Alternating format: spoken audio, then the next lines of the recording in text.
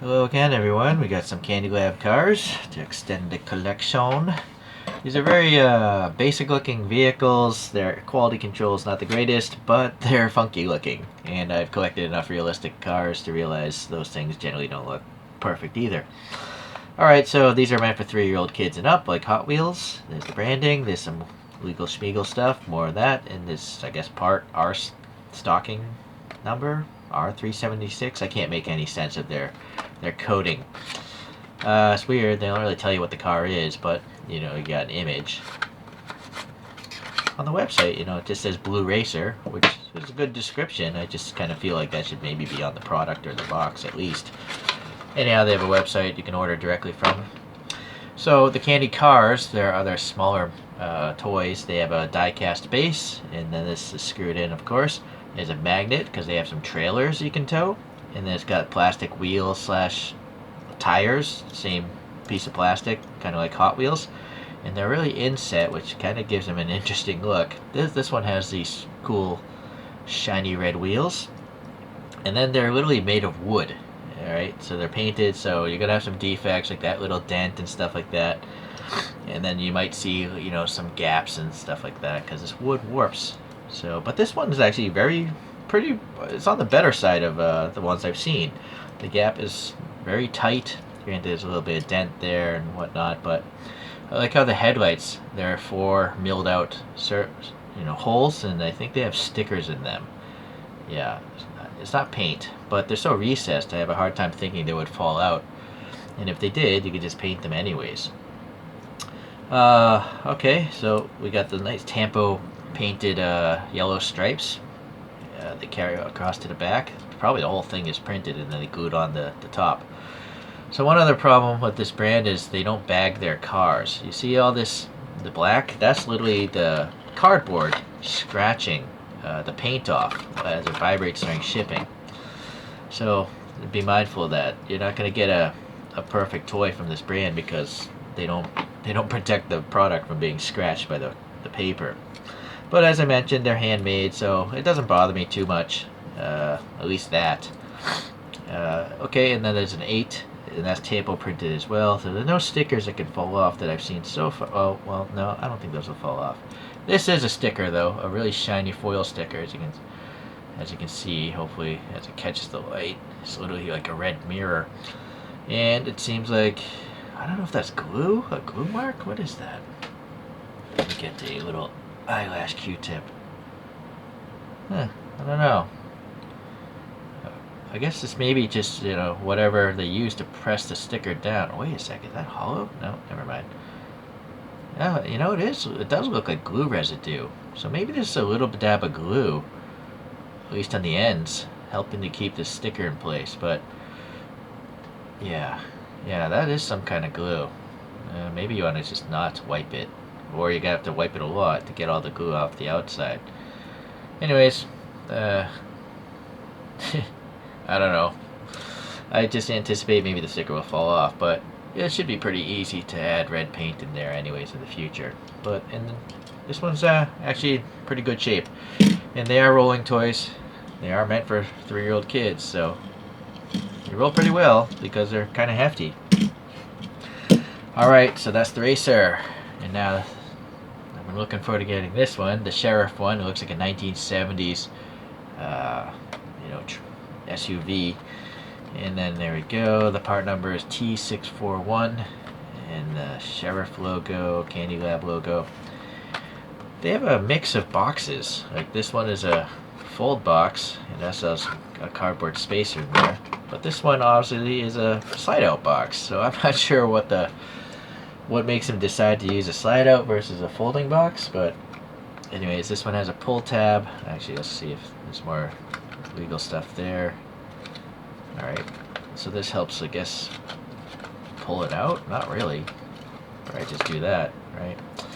So what I like about this packaging is this is coated paper, meaning it's a little film of plastic on the paper, so this should have less abrasion from the shipping. I can still see a little bit of residue of the paint there, but it's not as bad as the raw cardboard of the last box. So let's take a look here.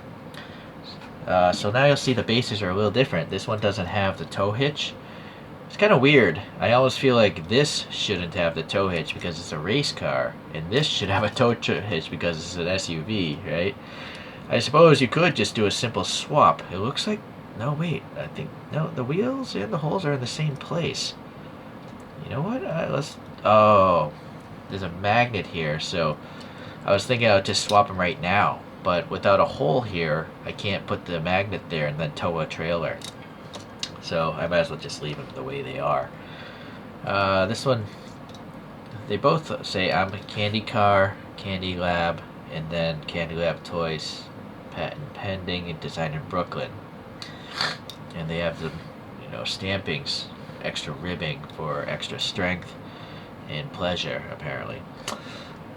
Okay, well, you'll notice this base is an SUV base. This one, the axle is very close to the wooden surface here, but this one, the axle is spaced away from the wooden surface, giving it a higher ride height, you know, when you look at it this way.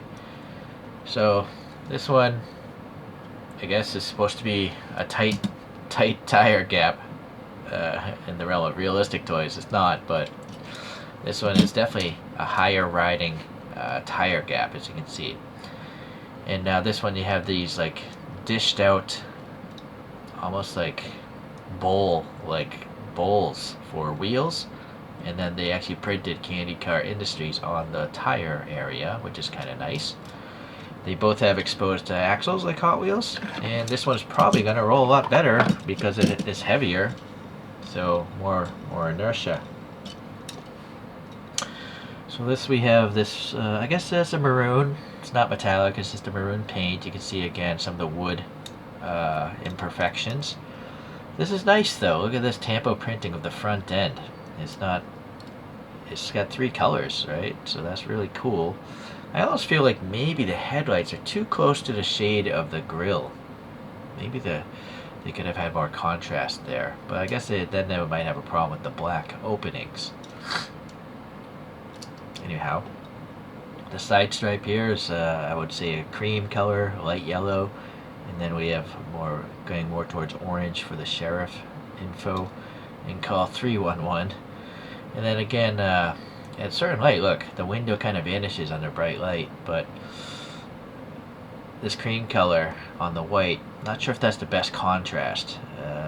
Could have been, I guess it's nice to have it though. They could have easily skipped it entirely, so it's good. And then this is quite interesting. There is red back here for, I guess, the taillight area, and this is the original maroon, and it's got this bumper sticking out. Okay, this side is a mirror image, and this is a good quality control on this one. Really tight fit of the top to the bottom. These are glued together, by the way. The screw has nothing to do with holding the top down, from my experience. You did open one up a while back.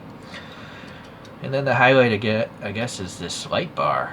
Really thick, clear plastic, translucent plastic, and it looks like it's pegged in, at least in 2 spots, if not 3, and it has to be glued if it's meeting child safety standards. So this middle part is actually aluminum, it looks like. It's actual metal, so that's kind of neat. This is cool. I like it.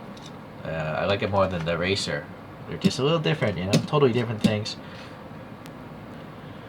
So for those totally new to this brand and are wondering maybe you want to try them out but pose them next to other toy cars. So Hot Wheels obviously being the most common small scale toy cars. This is called the Long Block, and it's meant to be like a Pinewood derby car. So they literally took the plastic and molded it with a wood grain. And I like it. I added these jewel beads myself though. And so you can see, you know, this is kind of a whole different scale.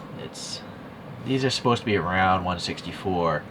This is more like 160 to 155 if I had to guess. But this is those Maestro muscle machines, and these are obviously bigger than Hot Wheels, but still I think kind of on the smaller side compared to these wooden toys. So yeah, I don't really have anything in this size range to compare to. Okay. But I do have other Candylab cars, Candycars, and so I added some jewel beads to this just to see what it would look like. This is the red racer. I guess released at the same time as the blue racer. This one has a 5 here and here on the sides, nothing on the windows, and it's got a swoopy fastback looking cabin. But look at the quality control on this. This side is hanging over, that side is obviously not. So I'm glad these are fine. I think they should just have narrower cabins so you don't have much of a chance of it hanging over like that. And so again, this racer also has a trailer hitch. Seems a little odd. So these are the two racers. And then I have a police car, the police sedan. I like the proportions of this. It's fantastic how tall the cabin is. It's got a cool little red light and 4 headlight drillings with stickers and the red foil thing. So I guess we have 2 illegal street racers being followed, pursued by the law. Okay, so yeah, it looks like well, I wonder if this sheriff truck here and this red racer have the same body. No, they don't, because this has drilled out headlight recesses. It's just that they both have that sticking out bumper. These two clearly have the same kind of rear end, but the front ends, you know, they are the same, I think.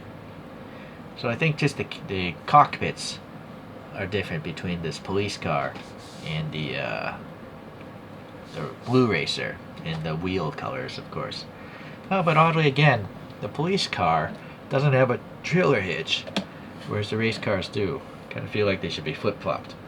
Not important, I suppose. You can look up these reviews somewhere else. Just look up Candycars. Alright, so pleasantly, this one came in a nice coated box, so there's not much paint scraping. But yeah, you're gonna have to expect maybe some of these will have some paint imperfections just because of the packaging.